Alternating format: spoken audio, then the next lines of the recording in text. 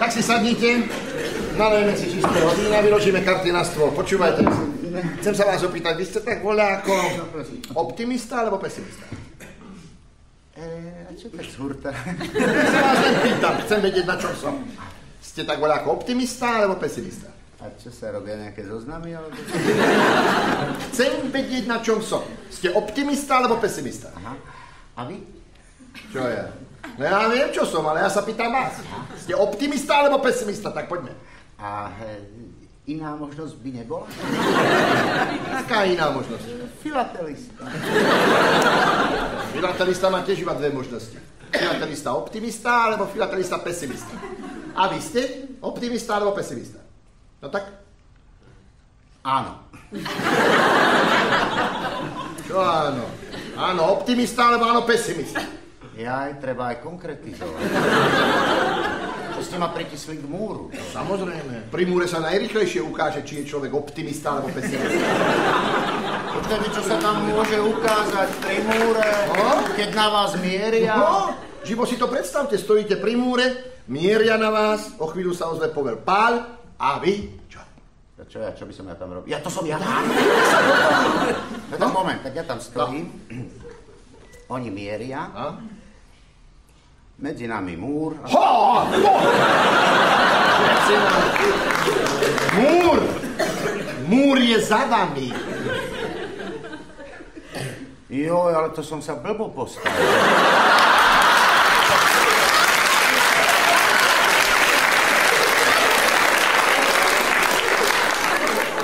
Tak stojíte tam pri múre, mieria na vás a vy čo? Tak sa dívam, či tam nemám nejakého známeho. Nie, žiaden známy. No, tak stojím a dúfam. No, dúfam a keď vidím, že je už úplne zle, začnem veriť. To je ono! To som chcel počuť. A čo? Čo veríte? Že nemajú náboje. A čo keď majú? To sa ešte uvidí, zatiaľ len mieria. Takže vy ste optimista. Áno, vždy som bol optimista. No a prečo ste sa hneď nepriznali? Ja až taký optimista zase nie som. Takže vy ste opatrný optimista. Ale optimista, ja kedykoľvek sa do čohokoľvek pustím, ja do poslednej chvíle verím, že to nevíde. Tak toto vám závidím. Toto je to, čo ja nemám. Mne chýba pevná viera. Ja som pesimista. Celoživotný pesimista. Celý môj životný názor je hlboko pesimistický. Ja neverím. Ja neverím aj teraz. Ja neverím, že nám niečo môže prekaziť ten nádherný deň radosti. Lebo ste pesimista. Ja som optimista. Ja verím, že to nevíde. A ja neverím, že nám to môže niečo prekaziť. Neverím. Ja som pesimista. Ja neviem, kde sa to vo mne vzalo. To je, hádam, vrodené. Toto je plné pesimizmu. Dalo by sa s tým môjim pesimizmom niečo urobiť? Možno, že keby ste zašli za nejakým špecialistom. Vy máte, počkajte. Mám jedného známeho, vyštudoval na univerzite tú kombináciu optimizmu s pesimizmu. To nie je zlá kombinácia. No, rozhodne lepšia ako pesimizmu s telocvik. Ale vidíte, ja neverím, že mi ten váš špecialista pomôže. Ste pesimista, ja verím, že vám nepomôže. No však ja som sa práve pre ten váš celoživotný optimizmus na vás obrátil, keď som začal pripravovať tento nádherný deň radosti. A už vtedy som veril, že to nevíde. A vyšlo mi to. Nevyšlo to. Čo? A vy z toho máte radosť? Áno. Hanbite sa. To je hanba mať radosť? Odkedy je to hanba? Veď vy sa usilujete o to isté, akurát, že vám to nevyšlo a mne hej. Ja sa usilujem o to, aby sme sa radovali všetci z toho, že to vyšlo a nie, že to nevyšlo. No tak každý máme iné gusto. Mňa napríklad poteší, keď niečo nevíde. A to by ste sa čudovali, radujem sa v jednom ťahu.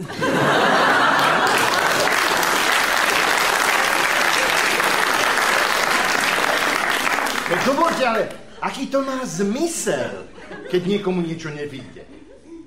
No tak zmysel to nemá. Ale tá radosť. A okrem toho je to príležitosť k družnosti, lebo cudzí neúspech ľudí spája. Nevyšlo mu to, chudák. To som to vedel od začiatku. Že aj deň radosti. Deň radosti, to je pekná kravina. Ja sa budem radovať, keď si on zmyslí, nie? Ak dovolíte, ja sa budem radovať vtedy, kedy ja budem A vôbec, chcieť. čo sa tu mám radovať? Čo? No, to by som aj ja strašne rád vedel, z čoho sa tu mám radovať. Z toho, že mi padol Bad Kaštajn, alebo... Vám padol... Hej, padol Bad Kaštajn. Padol mu Bad Ako družne sme si podebatovali, boli sme zajedno. A v jednote je sila, to nemôžete poprieť. Veď si len predstavte, že by vám to bolo vyšlo, tak by sme nemali o čom debatovať. A zrazu neúspech, fiasko, a je o čom hovoriť. Je čo analyzovať. Je sa na čo tešiť. Na čo sa mám tešiť? Na čo? Však je koniec, ale nie? nepredbiehajte. Perspektívne je možné, že v budúcnosti vám to opäť nevyjde. Ale ja neverím, že mi to nevyjde, neverím. Ale prečo? Veď stačí zopakovať tie isté chyby a bum!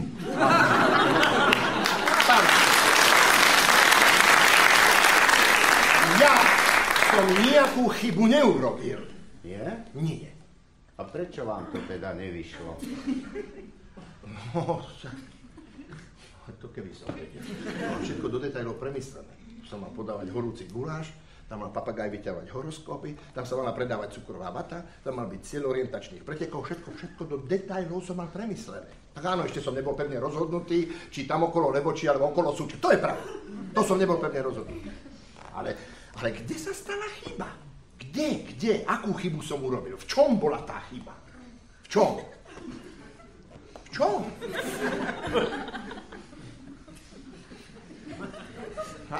Asi v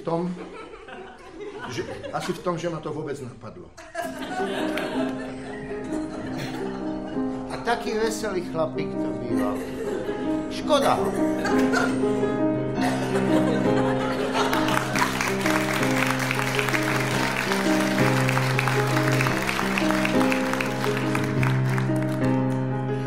Snívalo sa mi, tuším včera v noci, že z abecedy zmizlo zo pár písmen.